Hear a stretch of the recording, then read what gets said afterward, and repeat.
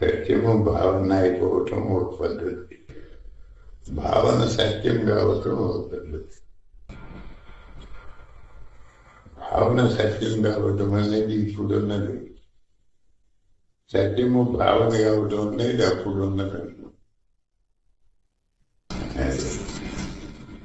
ఈ రెండు సత్యమని నిజంగా సత్యమైనప్పుడు అది ఒకటే ఉంటుంది.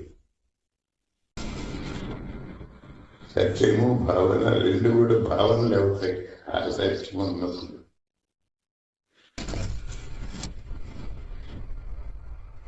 ఆ సత్యము లేనంత వరకు ఈ రెండు ఒకటి సత్యము ఒకటి భావన అనిపిస్తుంది. అట్లా అనిపించే వరకే సంతోషం ఉంటుంది.